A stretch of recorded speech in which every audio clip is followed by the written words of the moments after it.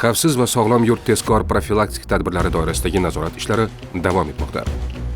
Respublika miqyosida o'tkazilayotgan xavfsiz va sog'lom yurt tezkor profilaktik tadbirlari doirasida Toshkent viloyati hududida jamoat tartibini ta'minlash, jinoyatchilik va huquqbuzarliklarning oldini olish maqsadida kuchaytirilgan nazorat tadbirlari amalga oshirilmoqda. Jumladan, axloq va sog'liqqa qarshi yo'nalishdagi jinoyatlarni aniqlash bo'yicha viloyat ichki ishlar bosh boshqarmasi hamda uning quyi tizimlari xodimlari tomonidan olib borilgan tezkor tadbirlar davomida AIDS orttirilgan immunitet tanqisligi sindromi tarqatilishi bilan bog'liq ikkita jinoiy holat aniqlandi. Ushlangan shaxslarga nisbatan qonuniy chora ko'rilishi natijasida boshqa fuqarolarga infeksiya yuqishining oldi olindi. Xususan, Ohangaron shahrida o'tkazilgan tadbirda 1998-yilda tug'ilgan ayol 2020-yilda AIDS markazida ro'yxatga olinib, rasman ogohlantirilganiga qaramay, 2004-yilda tug'ilgan erkak bilan jinsiy aloqada bo'lgani aniqlandi.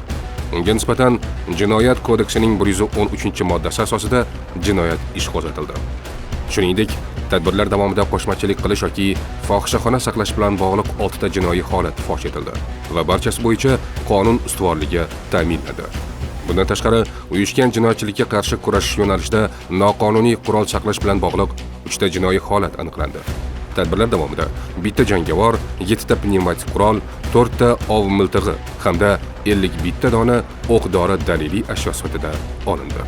Xavfsiz va sog'lom yurt tezkor profilaktik tadbirlari izchil davom ettirilmoqda.